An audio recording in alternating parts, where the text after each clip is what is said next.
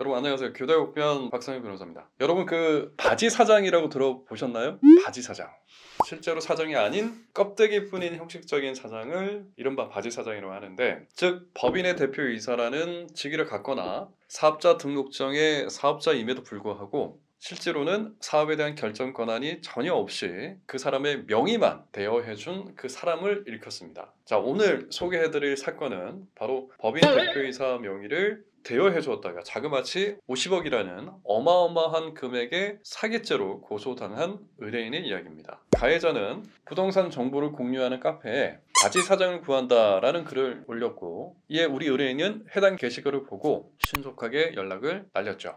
법인 운영과 관련한 더 자세한 이야기를 나누고자 커피숍에서 만났는데, 가해자는 자신이 설립한 회사 대표직에 이름만 빌려주면 그 대가로 월 300만 원 이상의 돈을 주겠다라고 제안을 했죠. 우리 의뢰인은 이를 흔쾌히 응하게 됩니다. 이 계약 과정에서 의뢰인은 가해자에게 자신의 신분증, 인감도장을 주었고, 더 나아가서 신용카드와 핸드폰 개통까지 해주었죠. 이 행위가 결국 나중에는 파근이 되었는데, 가해자가 의뢰인의 이름으로 신용대출, 상품권 구입, 외제차 리스 등등 회사 운영이라는 미명하에 50억 가량의 금액을 쏙 끌어다 쓰고, 이를 제대로 상환하지 않아서 카드사로부터 의뢰인이 사기죄로 고소를 당하게 된 것이죠.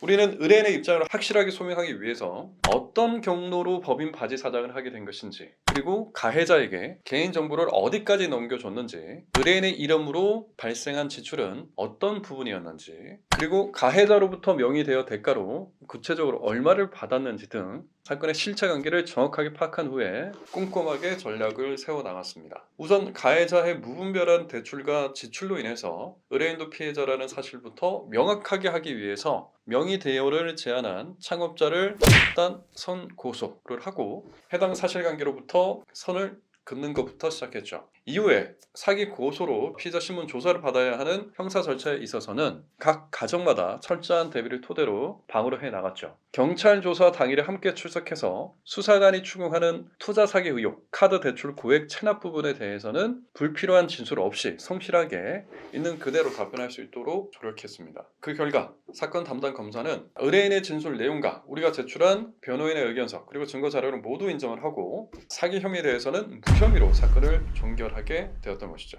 자, 여러분, 바지 사장 제안이 들어온다면 가만히 이름만 빌려주고 월에 300이라는 거예요. 일전에 저희가 보이스피싱 사건에서도 건당 얼마 그 고액 알바 자리 이런 거 들어오면 의심부터 하셔야 된다고 했잖아요. 마찬가지입니다. 의심부터 하셔야 된다라는 거죠. 대표이사직 자리를 명의대여로 타인의 이름으로 넣으려고 하는 가장 큰 이유는 회사 설립자가 신용불량자 또는 고액 세금 체납자의 가능성이 매우 크기 때문이죠. 바지 사장 운영은 다른 사람 명의를 대표직으로만 넣어놓고 실질적인 사업 수익은 그 가해자가 챙겨가는 구조인데, 자, 어떤 거예요? 재주는 곰이 부리고 돈은 사람이 챙겨가듯이.